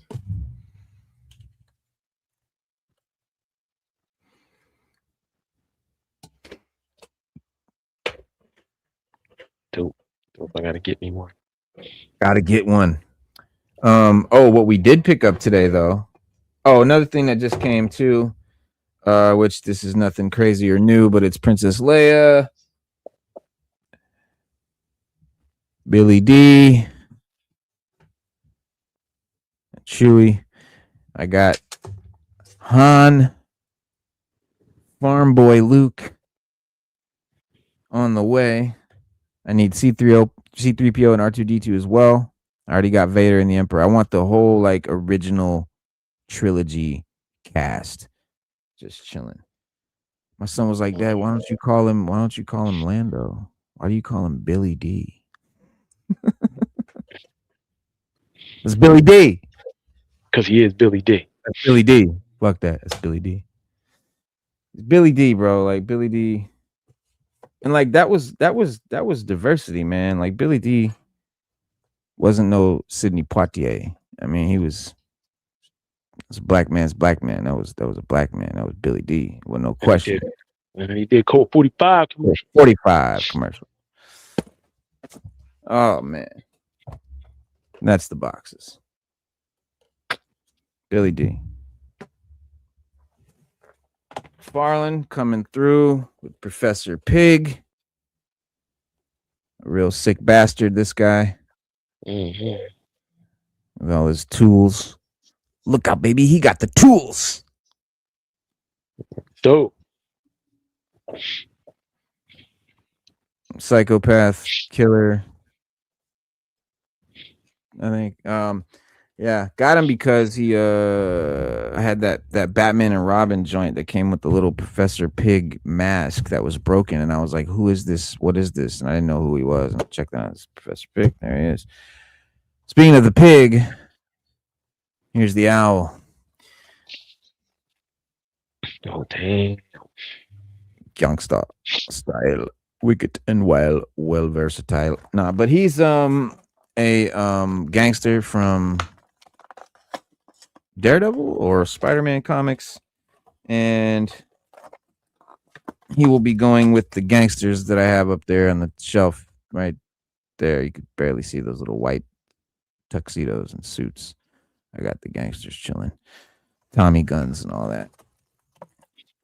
Okay. Anytime they dress the Marvel character in like a Tommy gun suit or something like that, or like a classic gangster suit, I had to put him with the little crew. But gotta put him with the crew. Gotta. Yeah.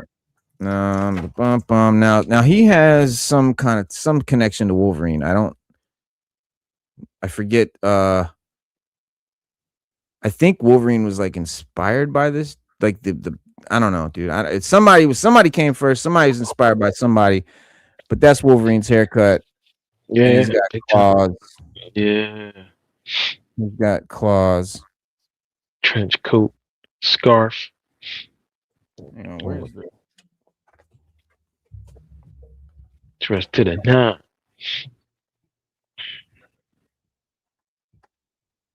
Yeah, you got the scarf and the trench, and it's all got the undercoat, the overcoat. He's layered. He's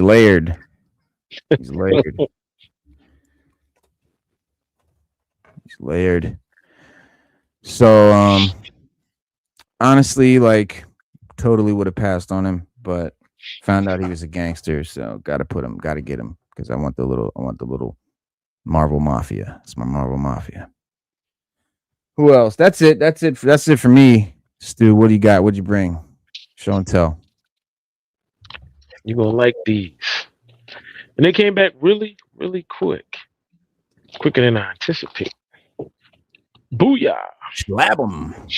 Deadpool, Batman. Deadpool 9.8. Love it. Batman, variant cover. Can't see it due to the glare though. Try to angle. Give us an angle. So there's Punisher and Batman. That is dope. That's the one I wanted. I got the exact one I wanted. Damn, and these covers were better. No, these covers were way better than the initial run. I mean, yeah, for sure. Away. Yeah, they are. All right. Here's one you're going to really like. Booyah! Negative cover. From Age of Apocalypse. Age of Apocalypse Wolverine. That's dope. What comic is that though? I also have a X-Men Age of Apocalypse #1.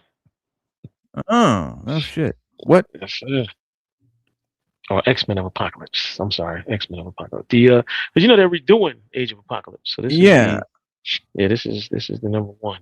That's the new one? Yeah, this is the new one. Okay. And it's got just a picture of the older one. Yeah. So here's the negative cover. Nice. I was like, I got to get that. Also have another Wolverine negative cover coming. It's I think it's the yellow suit. And here we go.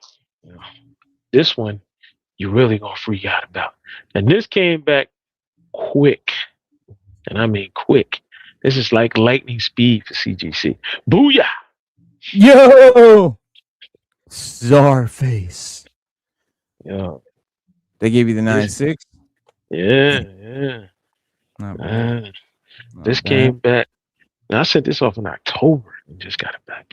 So that is nice. Actually, no, I think I sent it off in November because we bought them in October, right? Or when did we get them? Yeah, I think it was. Yeah, 00 Entertainment, Czarface #1. Yeah, 11/25. That's what it said. Oh shit! Yeah, here you go. This one is going to really blow you out the water. Well, I just found out. I didn't even know I had this till I just looked over in the. I have like a trash pile of like shitty comics that I never like that I would just like throw away. Damage Control #1. That might actually going to be worth something because Damage Control is now the big villain in the Spider-Man universe. So in the Spider-Man movies, also in speaking of Wonder Man, that's the big bad. That's the kind of the bad guys in Wonder Man is Damage Control. So Damage Control is now a big deal in the MCU. So if you got your Damage Control comics, pull them out of the trash. Are you ready for this one? I'm gonna board them. Lay it on me. Booyah! Booyah! Legend has it. #1. Bang. The pencil. Yes, sir. This is the pencil. Mass Appeal 7. 7,000 of these made. That's it. Only 7,000 in the world. What number is that? Which one is that? I have no idea. They don't number them. They didn't number. They didn't say on. They don't even say it on air, which is weird because they normally do. They normally tell you, like, like what, they usually give you like a brief synopsis up here at the top, but we're living in yeah. And sometimes it'll say like number 6,582 or some shit. Right. On the back, it's got that legendary album run we got this summer. Yeah, right. That's last summer. Yeah, but these came back ultra quick. I was like highly impressed at how fast they came back. Is that yeah? Because did you send them off as soon as we got them? No, I actually sent them off like probably about a month later. But I sent them off like November. Bro, I have not sent a comic to CGC in 4 years. Like what's it like now? What's the turnaround time? During the pandemic, it was ridiculous. Damn near a year. A year. Yeah, pretty much. You're looking at almost a year. Now, maybe about 6 months or less. That's kind of how it was before COVID. Yeah, it's almost back to normal. And like I said, I just did these. I literally just did these, in the fall, and they're back. I got them back already. So yeah, that's not bad at all. No, and I had to slab these. Even though they gave me a 9.4, I should have sent it off in the damn package that I got it in. But it's all right. It's all right. Yeah, too bad this is like a 6.2, but it's Damage Control #1. Pretty cool. That's but if it's the only Damage Control in existence, that 6.2 is like. If it was, yeah, there's probably a fucking million of those somewhere. But yeah, it's probably this is. I doubt this is gonna be worth anything to anybody except for the people that run out and collect anything that has to do with the MCU. When I was selling comics, bro, that's literally like that's how they were valued. Like this, this character is getting ready to join the MCU potentially, and then that first appearance would go through the roof. All this shit, and we'd sell a fuck ton of them. Mobius, when Morbius came out and the movie was getting ready to come out, we were selling Morbius comics like mad. Everybody's going nuts trying to buy all the Morbius, and the movie was so butt that motherfuckers felt dumb afterwards. They spent all this money on Morbius shit. But that's the thing, like that's how comic value. That's how they were valued. Like, and I'm sure it's not changed much. I'm sure it's still pretty much based on the MCU, whatever's big in the MCU. I bet you right now that Jonathan Hickman's Avengers is through the roof. Hickman's Secret Wars is probably through the roof because it's all the MCU now. Yeah, pretty much. Yeah, pretty much. Because I mean, I guess that's how people equate value to it. Oh, Right. just on a movie, or they made a movie. Yeah. You know, the comics got to be worth something. Well, they know that the popularity of the character is going to go through the roof because they saw it happen, like with Guardians of the Galaxy. Guardians of the Galaxy comics were in the 50-cent bin. Yes, they and were. Then, they're not anymore. You know, but like, yeah, that's what it was like. So they knew that any obscure character that was going to be in Marvel, any villain or any fucking side character, and that's what it started to be. It started to be like all these speculations of all these characters because the idea was like it was like the wackest character the better because that would mean the comic was like 50 cents and you could probably get a ton of them, and then when it blows up now you're going to be rich. That was the idea, but obviously that's always the idea, but it never works like that anymore. Yeah. But I also got these.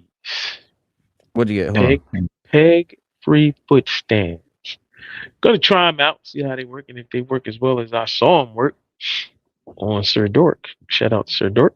Well, tell me how that works. Peg free? How's that? Yes, sir. Are they gooey? They have gel or something? No, sir. No gel. No residue. None of that. None of that. So let me break them out here, and we'll get a figure out. Hell yeah! Let's see what these are about, guys. Pegless figure stands. Pegless figure stands, and they're not that big. According to Sir Dork, he was saying he was raving about it. I was like, let me try. It was I think I paid $20 for 9 of them. You get a 9-pack for 20. And here's what they look like. Bada bang, bada bang. That's kind of high, but bada bang. But let's see if they do. Yeah, we're gonna see if they do. Now he was posing his figures in all kind of crazy ways on these things, and according to him, they don't. And they also come with a little peg on the back, so you can make them look like they're flying. So you can have have 2 characters. So you can have one character here and one flying above them or something. So it's got like a slot to slide the foot into. Yes, see it right there. Oh, that's why it's pegless, because you put the foot in there. Yeah. Well, isn't that more constricting than a peg? Brother, I don't know. But guess what? We're going to find out. Are they for figures that don't have holes in the feet? They're for figures that have holes and don't have holes. They don't give a damn. but what's the plus side of using one? Like, what's the? I'm going to show you. Hang on one second. Let's get somebody. Sell me. I'm putting some new claws on the owl.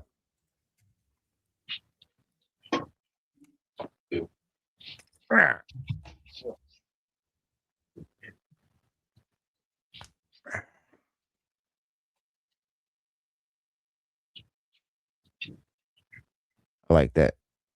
Those hands.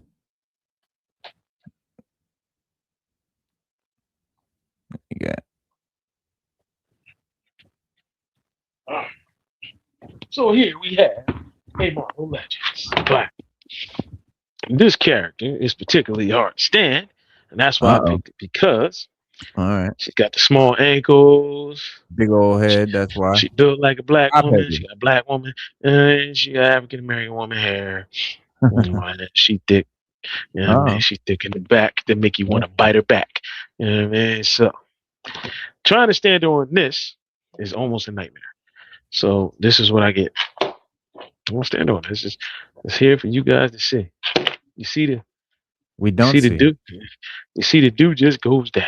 So I'll take this off. And take this. We're gonna slide her foot in there. And we're gonna see. Oh hell. Bring it up. Wait. I gotta get I gotta get the ankles right. These are they have this character actually has McFarlane ankles. So you got Fankles, McFankles. Yeah, she do. McFarkles. Yeah, McFarkles. So we're gonna put her on.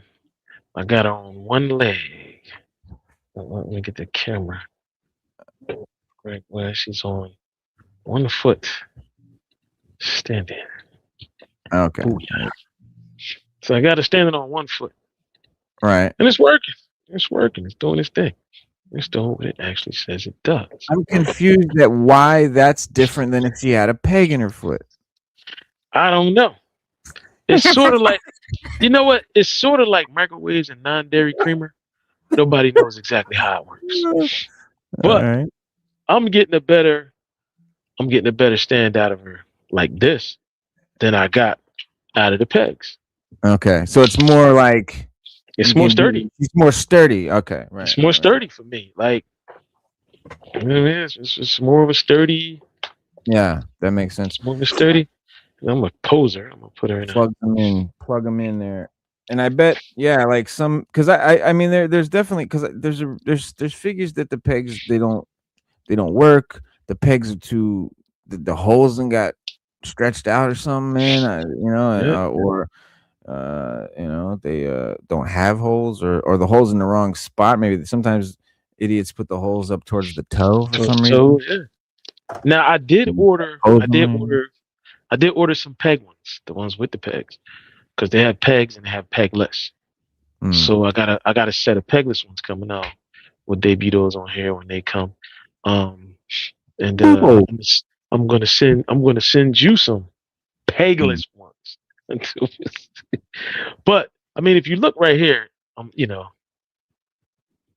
it's not going anywhere. It's not going nowhere. I can stand it up, but like now, I said, noticed there's a bunch of holes underneath, like in a row after the foothold. What's that? You know what that is? No idea. No, it doesn't say it in any of the. It didn't come with any literature saying it. Don't know.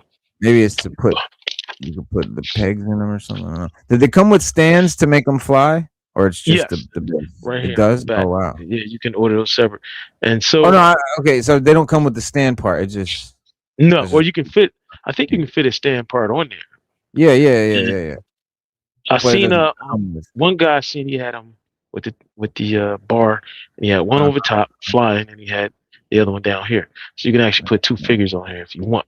Right. And they have these risers that they come. Oh, well, these didn't come with the risers. I didn't get the risers, but they're these risers that you can put on them, so you can put them on different levels. So you can have one up, one down, and I didn't really see. That's dope. I really didn't see a use for all of that. So, but if you look here at the bottom of her feet, she does have peg holes, and we do. You put them. When I put them in here, some of the newer Marvel Legends, they don't fit in these standard peg holes. Well, I'll tell you one thing though. Those stands, because you sent me some of those. The pegs on those are super fat, so you got to wedge them shits in. Yes, whether it's classified or Marvel Legends or whatever. The drawback with that, bro, is when you use them stands, it widens out the hole, so no other stands will fit. Exactly. So, I mean, this takes up less space, but this is more sturdy. Right. And more sturdy is what I want. More sturdy is what I need. Because every so now and often I come all over my display case. Yeah, and she's the only one in the Marvel shelf that falls over all the time. So, is her hair solid? That must be really heavy. Yeah. They should have made it hollow. Yeah, they should have. They didn't. Big ass head. That's essentially just if she just had a giant head. Yeah. Figure wise, or dope figure.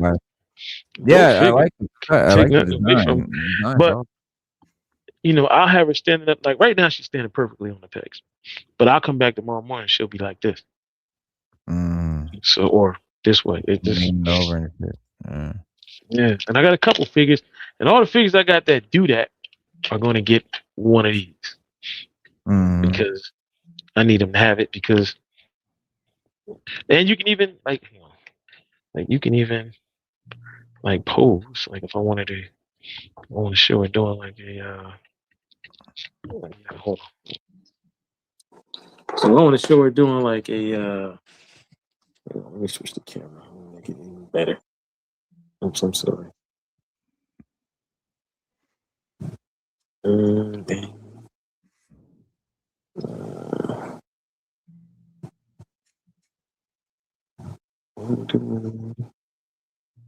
There we go. So if I want to make her do a little cheap karate kick, booyah. Now I'm gonna shake this table and she ain't going nowhere. Sweep the leg. Yeah, so she can sweep the leg. She can, do all kinds. No, sir. Get out there and get it. Get out there and get it done. So that. Give me the body bag. Yeah, so that's the main reason why I got it, because I do have a couple of characters that they just don't stand up well. I'm gonna keep it a buck. I'm pretty sure Reno has the same problem. Bro, let me tell you something. Fucking nightmare. All this shit, you can't touch it. Don't touch a fucking thing. Like if you touch one thing, bro, I swear to God, like even when I have to mess with something, it's like I'm in here like this. Fucking the shit fall. Because here's what happens. It's the weirdest thing. They're dominoes. First of all, one can't fall. One cannot fall. It's always gonna knock over another one. But what happens is they go in a chain, or one just falls down by itself. No problem. It's the only one that fell. It's a miracle. Somehow, I promise you that motherfucker will be intertwined and intertangled somehow in all the other ones that are standing around it, so that you can't even pick it up now without knocking 6 more over. Wow. Yes. People know. People who have shelves, they know. Because another thing is like a lot of people do their shelves like this, where everyone's posed like this and just in a row. And I'm sure that's much easier to deal with. My guys are fucking, you know what I mean, in fucking action half poses and shit. So everyone's like posing and doing shit. So you definitely need some of these. I generally don't use stands at all because my poses are too dynamic, and like like one foot will be like half in the air, like, or just the toe will be touching. My shits are really posed like statues. You shit. Well, according to I do have some the ones that are in stands, the ones that just won't stand up or constantly fall over. I put them on stand. That's the only ones I use stand. And that's what these are for. People like you who love action poses. You can pose your heart's desire on these. And I mean, I'm seeing it now. Like I said, I had her doing the low chop block, and with the hair for this figure, the hair is what it pretty much makes it fall over all the time. So she ain't falling now. And I got a couple of them like that ain't gonna fall. And like I said, I'm gonna send you some of these pegless joints, and you can try them out, and you can pose to your heart's content. I got the peg ones coming, and I got the stands coming too. So they're these stands, these hexagonal shapes. They just plop right in there, and it'll be elevated, so you can actually have different depths inside of your case or wherever you got them at, or your shelf, or whatever. I don't. Apparently, they're supposed to save space too. So, like, I don't know if you got 12 characters in the shelf, you're able to get, I don't know, maybe 20 now, because of the way these hexagonal shapes are when you fit them together. So, we'll see. Like I said, I got some more coming, and like I said, I ordered them because I needed something. It just, I was tired of picking her up every other day. Yeah.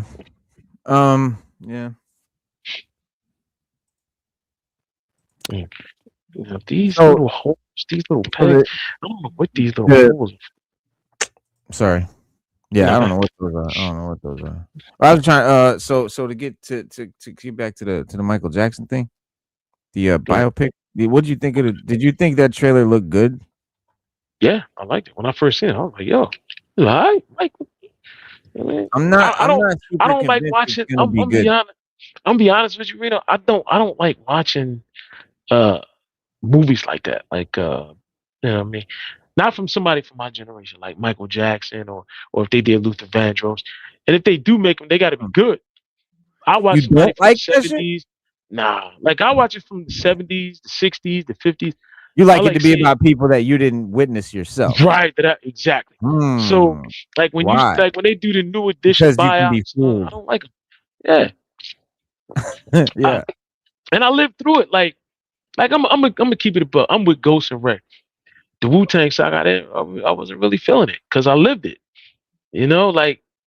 Well, no, that's Even, not why they weren't feeling it. They weren't feeling it because they didn't live it, because it wasn't their story at all. That's why they didn't. Exactly, and that's how I felt when I watched it. I was like, "This ain't." Yeah. What do you mean? I was like, "This." I couldn't. I was like, "All right, whatever." But I don't like it from my generation. Anything, I'm like, "All right, I lived through that. I seen that." But somebody from like the '60s, like you did, Jim Morrison. I watched that. That was really good. Bob Dylan, that was good. Right, but you know what the problem Freddie with all Mercury, those that are? was good. So we like them all, right? But we like them. But what if the people from those times don't like them? What if they're thinking about how, like the way when we see our own done, that's probably how they think about those. The people that were alive would be more. They're probably like, man, that shit ain't even how it was. Oh, I wouldn't even put it past him. Reno, I agree with you 100%. Because I know how I feel. Like when they did the Biggie one, I was just like, and I thought it was too early. I just thought it was too early. Like Pac one. Yeah, it's just dumb, man. I was like, why?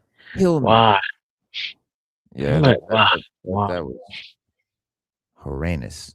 And I'm not hating, to everybody in the chat. I'm not hating it. It's just you live it. Like you live it, you've seen it, you know what's up with it. It's hard to watch when you expect a certain thing because you were there and you're like, wait a minute. And then when they Hollywood it, when they hit it with the Hollywood, that's what I call it. When they hit it with the Hollywood, you're like, oh, come on, stop.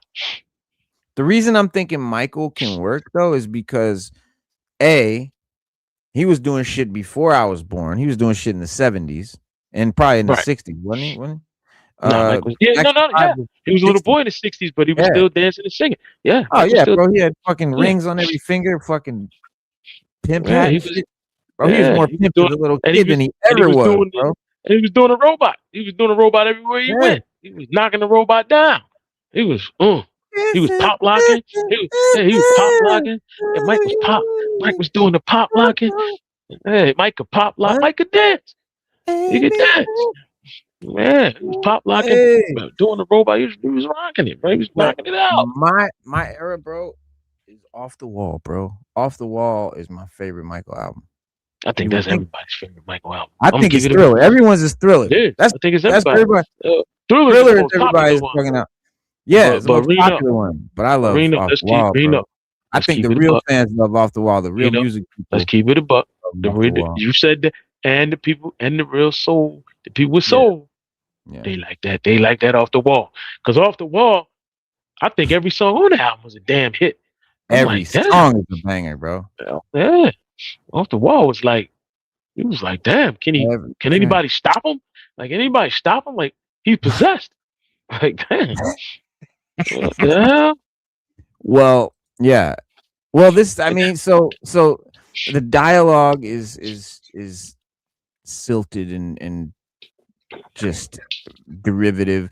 The photography is way too just shiny and just and Jafar Jackson's version of Michael Jackson, I'm not feeling it, bro. I'm not seeing Michael Jackson. I'm not feeling Michael Jackson. That does not feel to me at all like Michael Jackson. It feels like a really bad interpretation, a bad act. Just because he's related to him, bro, is not why you cast him, bro. That's so dumb, dog. Cast the best actor that could play the role. I guarantee you there's some kid out there that's spitting image, bro. And we would have been like, oh my gosh, fucking Michael, bro. Like they could have do all the dances and everything. All the dances, bro. And probably sound just like him and shit, bro. Well, we know this is a perfect example. Everything you're saying is a perfect example of why when they did the NWA movie, they did not cast Eazy-E's son to play Eazy-E. He looked like Eazy, just but like they cast Ice Cube's son to play Cube. And I'm gonna tell you why. Because he could act, and he could act like his dad. And he said that he had already took acting classes. He said, I was already taking acting classes. Yeah. And they said, all you gotta do is act like your father. He was like, oh, that's easy. I could do that. It's like, so hey, I wouldn't have been mad though. He said, yeah.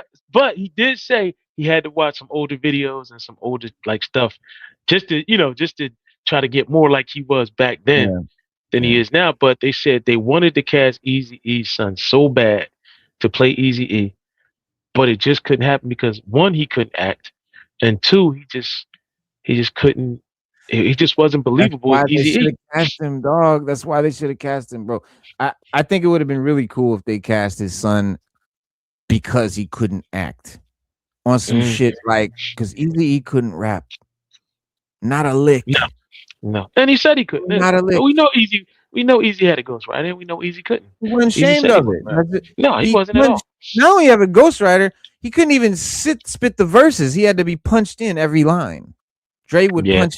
He would say, "The boys in the hood is always hard." Dre would have to punch him in. He'd say, "Talking that trash, they'll pull your car." They did do it line and line, yeah. Line to line. But Dre said when they did that song, no, it was another song they did. An example. Just an example. I don't know. No, Dre said they had to like talk him into it. Dre said we had to turn the lights down low. We had to put the shades on him and the hat, and then and that's how we got through it. I said, damn, all that. And he said back then it was a tedious process of it ain't like the computer stuff they got now. Dre was like, we had to put him in line for line, stop the tape, go through do it again. I was like, wow, man. Well, Bohemian Rhapsody was the biggest, highest grossing biopic of all time, $900 million. Surprisingly, in a distant second place is Elvis at only $288 million, which means Michael will probably have no problem overtaking Elvis. The guy that's making the movie, Fuqua, is doing the biopic as a budget of $155 million, which is decent amount of money for a biopic, and some of it stems from the scenes that were already shot and scrapped for the second movie, if that ever happens.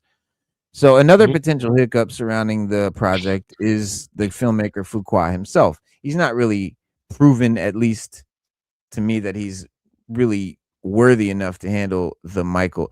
Like, dog, like my thing, bro, we've seen so many biopics, bro. And to me, they're all cheesy. They all look like TV movies. They all seem corny. They all have like bad actors. Why is that? Like, why the fuck can't they make these biopics just as good as any other A+ movie? Like they have, I mean, there are some, obviously The Doors, speaking of Jim Morrison, like there are some great films that are biopics. There are some, but a lot of these ones, and especially the black artists, bro, they be cheesy and they be corny. They just don't put enough into them. And I think Michael Jackson, dog, that's the one that deserves, if anything, the most. My opinion, bro. Like it's the king of fucking popular music, dog. You know what I mean? And my childhood was completely Michael Jackson. Like I had fucking Thriller posters. I had the Thriller VHS, the making of the video, probably popped it and taped it back together. I watched it probably 60 times. Did you have a jacket?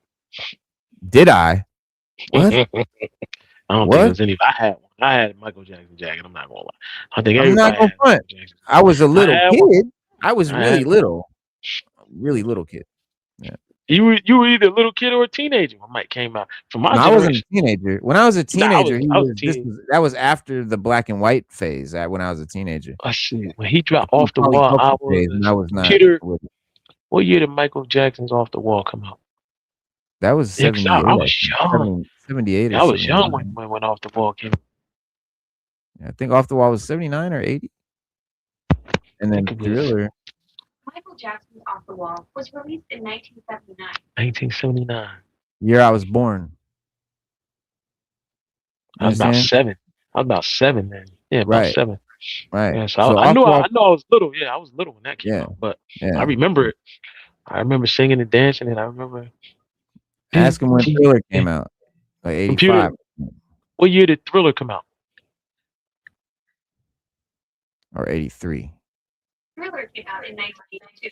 82. I was 10. I was 10 when Thriller came out. Yeah, I was Computer. 3, so. What year did Bad come out? Michael Jackson's Bad was released in 1987. Oh, 87. Damn. Yeah. I was 8. I was in 4th grade when Bad came out. That's how young I was during the whole Michael thing. So I was a big Michael fan as a little kid. Like, and like that's I moonwalk and all that, bro. Right now I can moonwalk I around. moonwalk now too. Yeah, you better be able to. And what was the album? As a little kid, I was doing that no, shit, sliding on the floor, break dancing. We were doing all that shit, bro. In the what was 80s. what was the name of the album he did?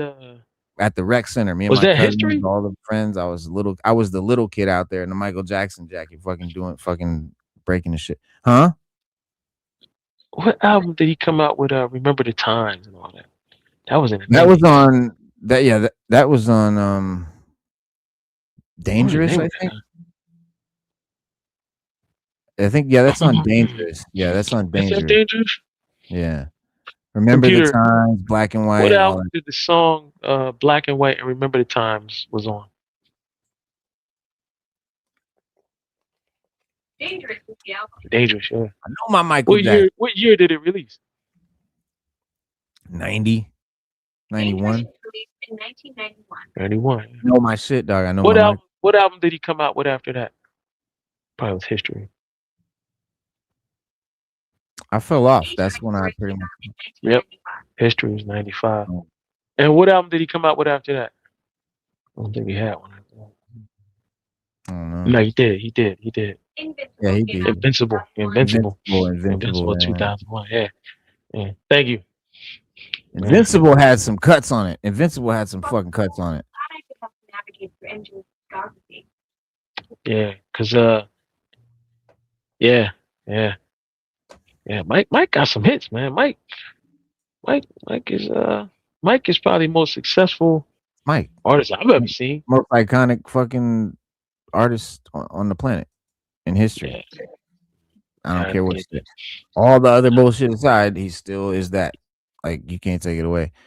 Fucking motherfuckers built monuments and statues, bro. There's full cultures. Bro, you see whole countries and shit just crying when he comes in the town and shit. Like, it's weird.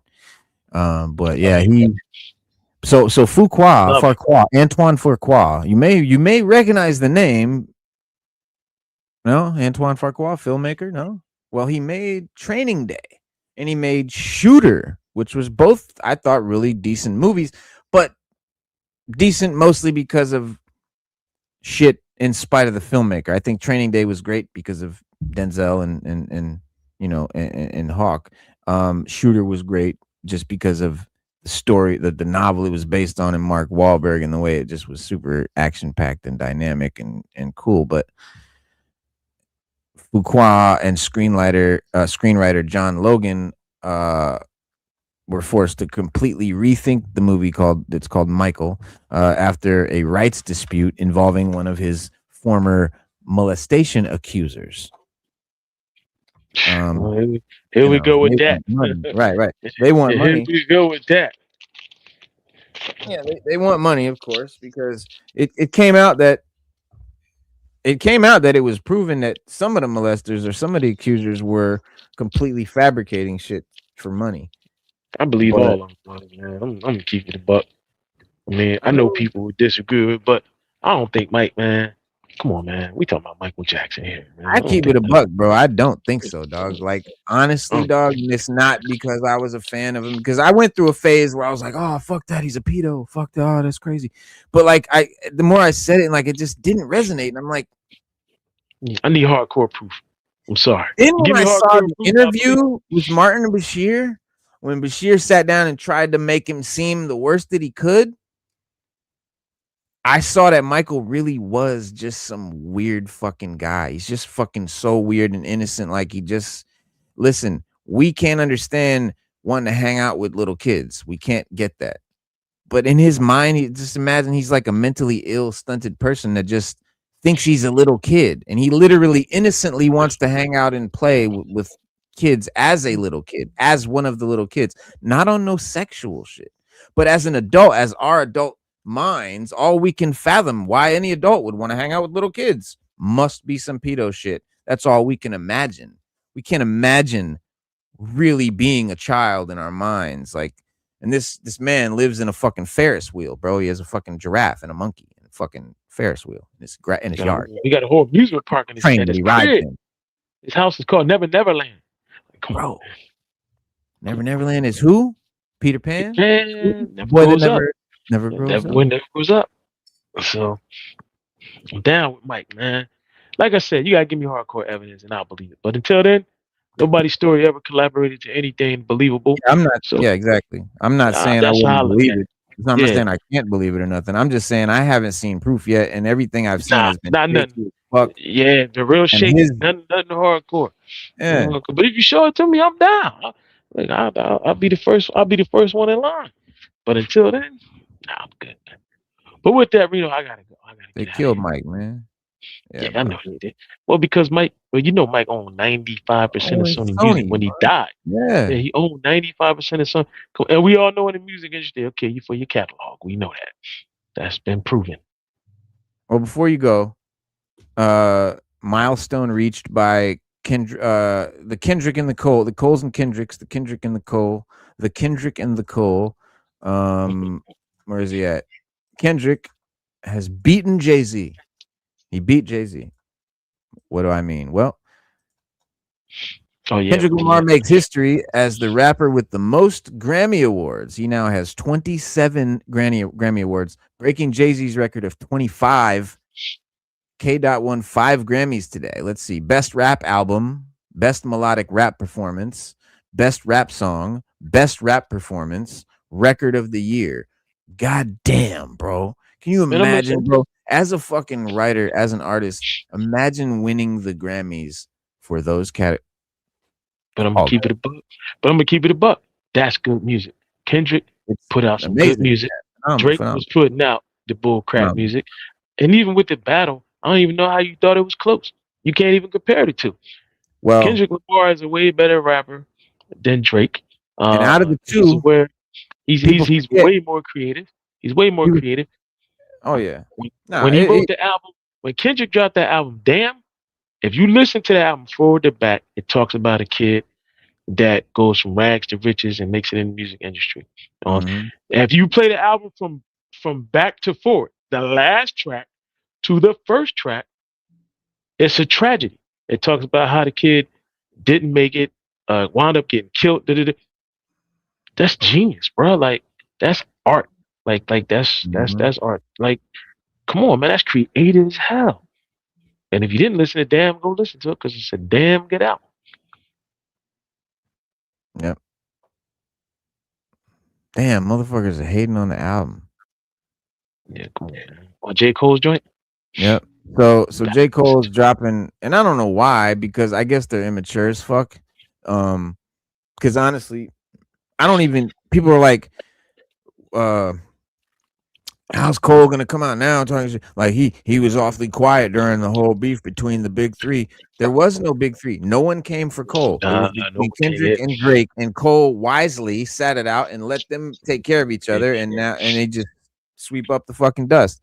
Cole and Kendrick are on a level that Drake is just not on. He's just a different kind of rapper. He's a different kind of category. But so Cole drops the new album. It's a double album. So he dropped a new album. It's called Disc 29 and Disc 39. That's the name, or the album is called The Fall Off. And it's a double album. And instead of Disc 1 and 2, it's Disc 29 and Disc 39. He has a reason why it's called that. He said some of the first verses for the Come Up were written when I was 19. The title of the project, the first one that I ever released, had a double meaning. There was the obvious one, my ambitions to come up in the rap game. The second one was more subtle. My physical change of location to do so was a delusional teenager from Fayetteville, North Carolina, who had decided to leave home and come up to New York City on a dream-chasing mission. When you listen to that project, you hear a college kid with a real sharp pen telling the world how he's going to make it and proudly put his city on the map in the process. Towards the end of the Come Up, a couple skits tell a common story for me at that age. Me driving back home to school on a holiday, home from school on a holiday break, calling my mom, let her know I was a few hours away, then calling my homeboys, excited to let them know I'm back in town, asking where the party at. The Fall Off, a double album made with intentions to be my last, brings the concept of my first project full circle. Disc 29 tells the story of me returning hometown at the age of 29, a decade after moving to New York, accomplishing what would have seemed impossible to most, and I was at a crossroads with the three loves of my life, my woman, my craft, and my city. Disc 39 gives insight to my mindset during a similar trip home, this time as a 39-year-old man, older and a little closer to peace.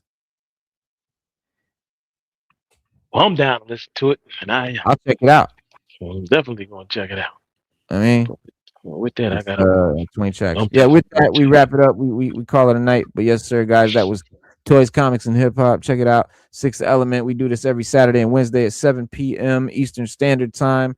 So subscribe, like, hit that notification bell, hype up the video, comment in the comment section, and subscribe if you haven't already. We'll see you guys. And remember what we always tell you. Be water, my friend.